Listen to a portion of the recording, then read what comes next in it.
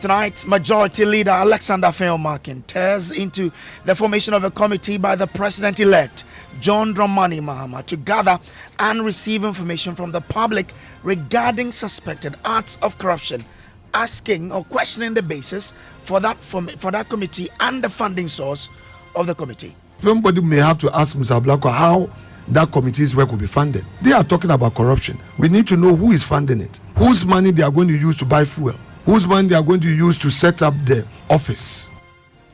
We have details as some anti-corruption campaigners are already calling for the committee to be institutionalized anytime there is going to be a change in government. In fact, if you ask me, this should be institutionalized so every government knows that at the end of the government, in the transition period, one of the committees to be set up will be an anti-corruption, the fact-finding committee.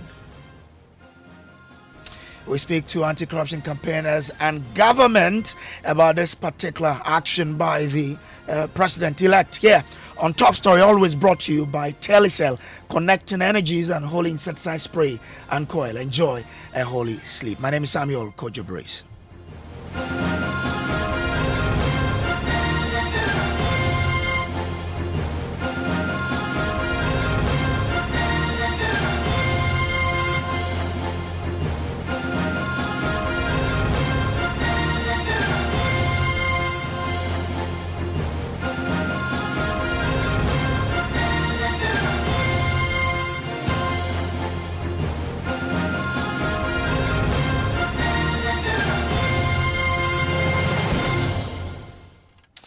Well, tonight, Majority Leader Afenyo-Markin is staring into the formation of a committee by President-Elect John Dramani Mahama to gather and receive information from the public regarding suspected acts of corruption among officials of the Akufo-Addo-led NPP government. Now, according to a statement released by the transition team of President-Elect John Dramani Mahama, this effort reflects the President-elect's dedication to addressing corruption comprehensively and ensuring that public resources are managed responsibly. This development, according to the statement, is part of a broader effort by the Mahama administration to restore public trust and strengthen institutions tasked with combating the acts of corruption. Now, the team's work is expected to complement existing mechanisms while encouraging citizen participation in the fight against corruption. But even before the committee begins its work, Majority Leader Afenyo-Markin is questioning how this committee will be funded. We'll be hearing from him shortly. But first, here is the chairman of the committee, Samuel Okudzeto-Ablakwa, expressing or explaining how the committee will work. You do know that some people jetted into this country, claimed they were going to provide us a sky train and made away with over $2 million. That money has not been retrieved. There is another group made up of shonky sheikhs who said they were going to provide us with Sputnik V vaccines, you recall. The then health minister, Honorable Kweku Ajimamenu, said that he was under pressure and was not thinking straight, and that's how come he was duped. So over $2.5 million has not been retrieved since it was given to those shonky sheikhs. There are a whole host of others. Pualugu Dam, over $12 million. Ejapa, over $12 million. And National Cathedral, $58 million. No value for money. You have read the Schwarz report. Schwarz confirming that that whole project was an illegality. They didn't follow the procurement laws of our country. There has been no value for money. Ghanaians really voted for His Excellency John Dramani Mahama for accountability. Okay. So that all of these lost resources to the state, assets of the state which appeared lost to corruption, will be retrieved. And so the mandate of this committee is to gather the evidence, serve as a vehicle for all of those who want to blow the whistle, who want to present evidence to us, so that the litany of scandal and all of those plutocratic episodes that occurred, we can put together the evidence, make sure that everything is well prepared, so that when the government is inaugurated and you have an Attorney General appointed, the Attorney General, together with the Office of the Special Prosecutor, can hit the ground running. Well, this formation of this particular committee has resulted in several discussions amongst the public of the relevance of this particular committee. And an anti-corruption campaigner, Edem Senanu, is expressing optimism in the committee and even calling for such a committee to be institutionalized. Listen. In fact, if you ask me, this should be institutionalized. So every government knows that at the end of the government, in the transition period, one of the committees to be set up will be an anti-corruption the fact-finding committee, allowing citizens who have information so that if you think that in between you're going to hide money or transfer resources or change documentation on land, whatever it is, I think that it's something that ultimately perhaps we should be looking at institutionalized, so people are more cautious when they get into government, knowing full well that there will be days where public members are allowed to submit the information they have. Now, as to the potential for, let's say, witch hunting, I think the reason why their responsibility should be limited only to the extent of gathering the facts, and they need to also be very circumspect and sensitive with how these facts are handled,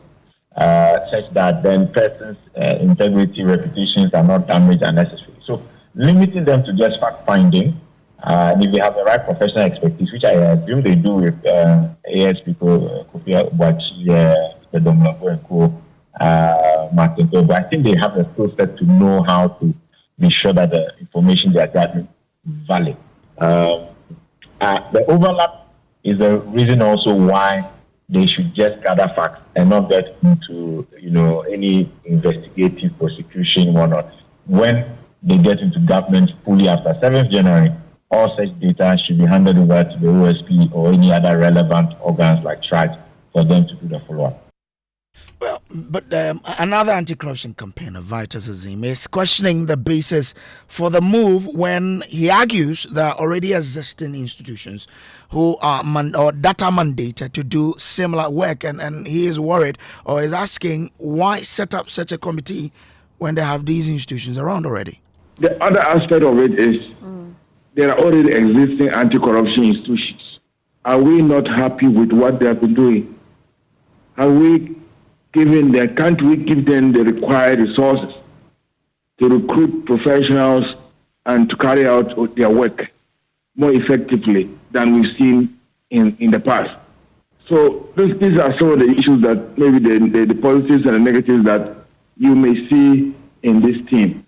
Because the President-Elect has already promised Ghanaians that he's going to cut down on government expenditures by bringing down the ministers to 60. Now, if you reduce the minister to 60, but come up with various committees, you are obviously going to pay them, if not a full-time salary. It may be, at least there will be some allowances and costs involved, in addition to the existing anti-corruption institutions. So that's the other side of it that you may also look at.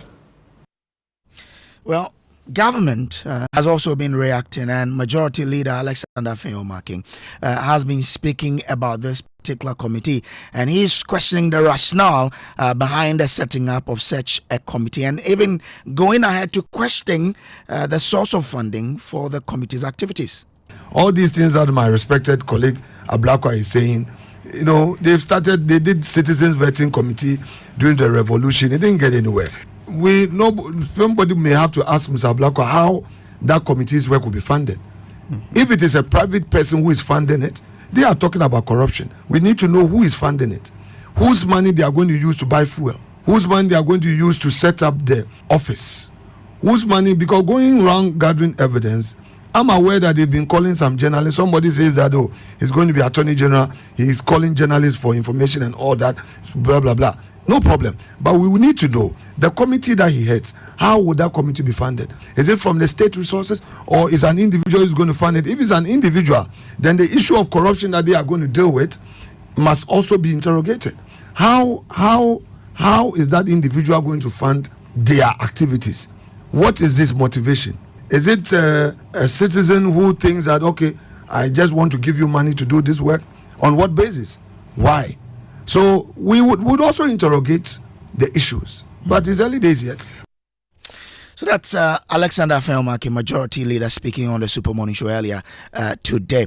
Well, there's a lot to talk about this particular development here on the top story. As always, brought to you by Telecel, connecting energies and holy insecticide spray and coil. We have a lot for you here on this particular subject.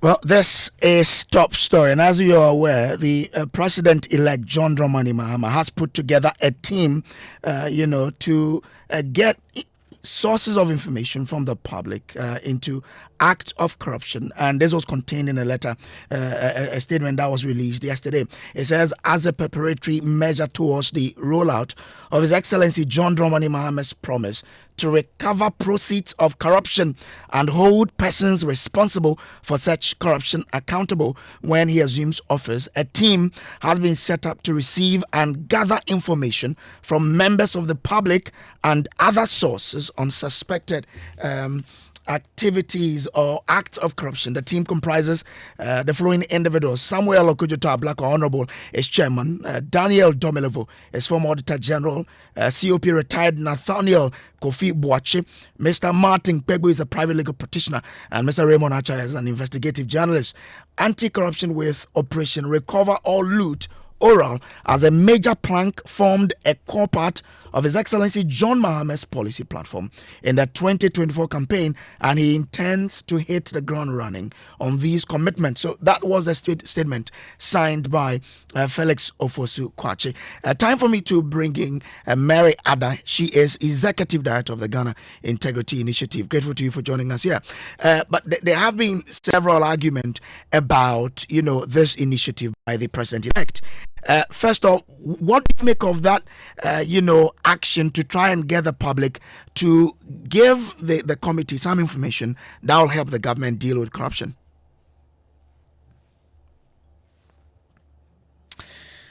We'll be connecting with Mariada shortly, so we can have this interaction with her. Mariada is the Executive Director of the Ghana Integrity Initiative.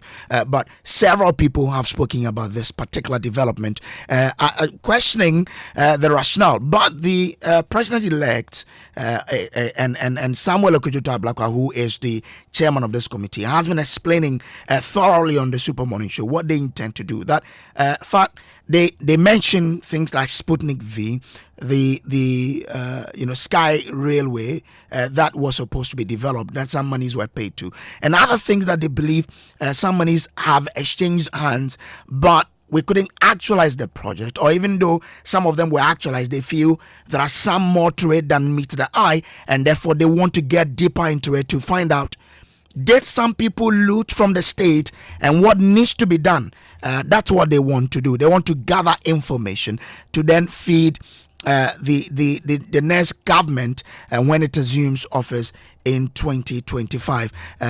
We have Mariada who will be joining us shortly.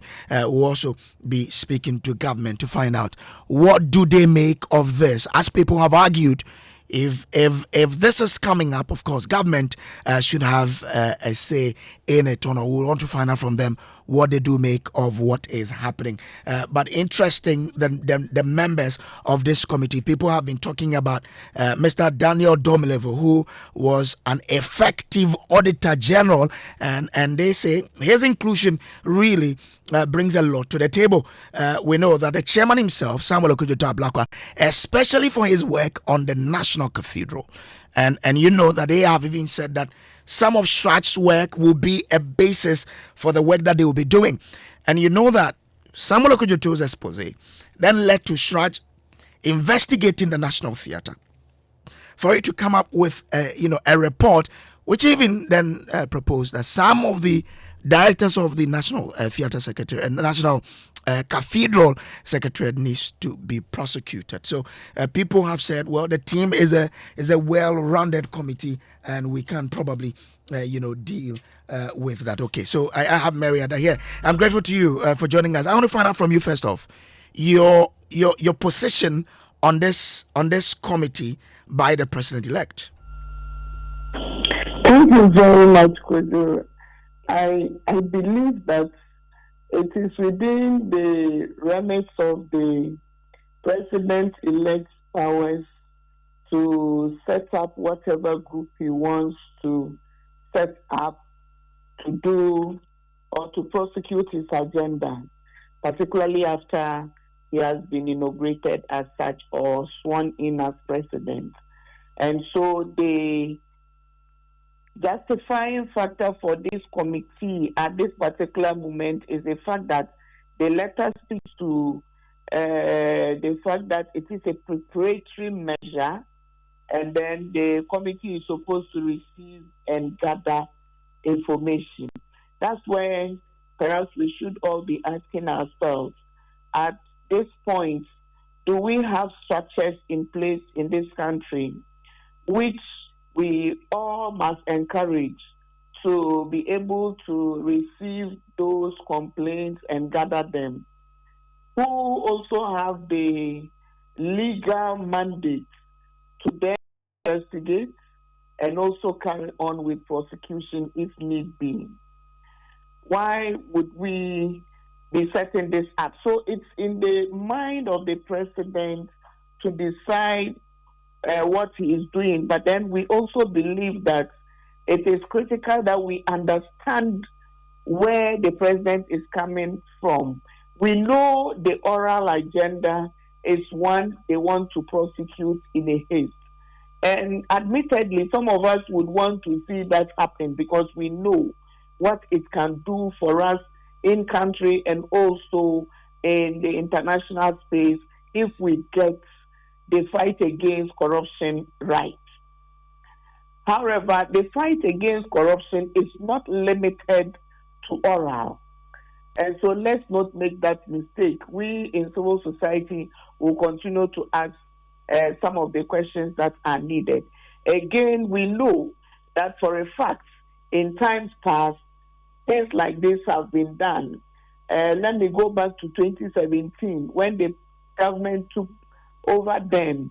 They put in place a special team that did special audits, and for which the then Auditor General, who is part of this committee, led most of those special audits to uncover something. We know the lessons from those committees, and so we must tread cautiously to not raise too much expectation that the fight against corruption is restricted to oral, and if we do not do oral, we will not be winning the fight. We know that in the past, some of the institutions which have been given the power to investigate and prosecute go to court and they have issues. So for me, I believe that we must tread cautiously and learn from the past so that it will inform the future we all want to see. And we have no doubt whatsoever that the intentions are good, but we need to tread cautiously so that we work within the laws that we have and the institutions already set up. This morning I heard Honorable Okujeto talk about the complementary rule. How is it going to fashion out? We also would need some very clear terms of reference that will convince us that this is going to work, and this would not be a sort of committee that has the semblance of some antecedent, some factors that included the committees which meant to vet people. We are in a democracy, so we should be careful on some of these. It's not bad that we want to do this, but let's start on a good footing so that we are able to do the right thing. So sort of we need more information on this particular committee that has been established. Critically, we need what is the mandate of it, how is it going to work, how is it going to prosecute, are we going to set up a parallel institution to the two we already have, the formalized ones I talk about, OFP and SRAJ. What is going to happen? We want to know. Are we going to have the form of citizens vetting committee where we call people to come and answer instant justice or something in a democratic dispensation? What is it we want to know? But grateful to you. Stay with me on the line. Let me bring in Joseph Wotal, who is Commissioner of SRAJ. I'm grateful to you, sir, for joining. As a body that does investigation into some of these institutions and come up with a report, I've heard the committee say some of your works will serve as basis. What's your expectation of the work that this committee will be doing? Hello, Kojo. As I indicated, I'm actually between Yendi and Tamale on the road, and so some of your words did not come clearly. So if I got you right, very clearly, the Commission on Human Rights and Administrative Justice has a mandate which includes investigating corruption. And so to the extent that anyone, including the committee that has been established by the incoming government, if they gather any evidence or facts that require our investigation, we will put it to our standard procedures, which is determine whether that is within our mandate, and if it's within, we'll proceed with the investigation. And depending on the outcome, we would either make a determination of it based on the legal framework, the mandate that has been given to us by the Constitution and Act 456, or we post it to another institution which can take it forward and conclude. So we don't have any qualms about what has been done by the incoming government. We look forward to it. We only will work within our mandate, provided we are called upon. Okay, and that if after they've done the investigation, there's something that is made available to you, you're willing to work with it so far as it meets your standards. Exactly. But other people have spoken about the fact that, well, there's SRAJ. Why not allow SRAJ, for example, to do its work? Do you go with that kind of thought that, well, the work can be done by institutions such as SRAJ? Yeah, I can hardly hear.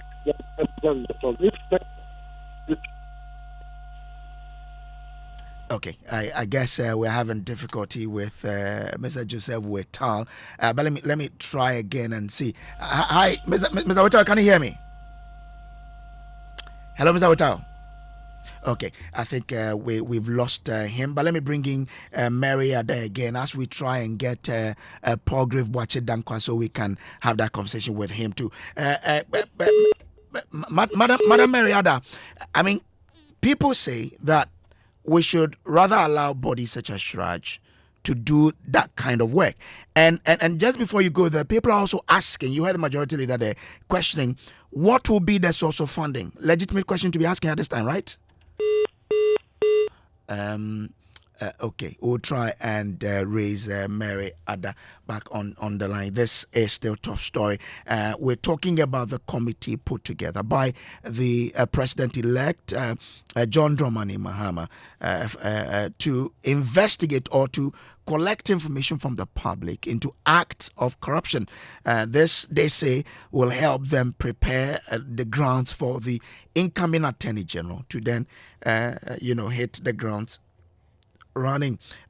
Several anti-corruption campaigners have spoken about it.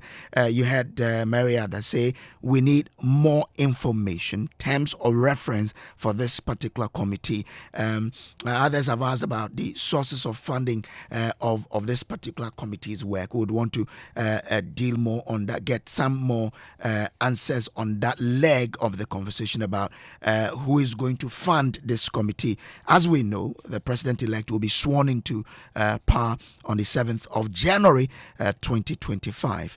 Before then, this committee will be working. So some people are asking who then funds the work of this particular committee. Is there a legitimate question, or is there legitimacy to that question? Let me try and get Mary on the line. Okay, but Aunt Mary, I'm grateful to you that we've gotten you back. I want to find out from you that people are saying we should be provided with sources of funding for this committee. Legitimate question, right? Oh, those are all legitimate questions. Certainly, the state would fund if they are sitting. Perhaps they would want to do it on a voluntary basis, but whatever it is, they would sit.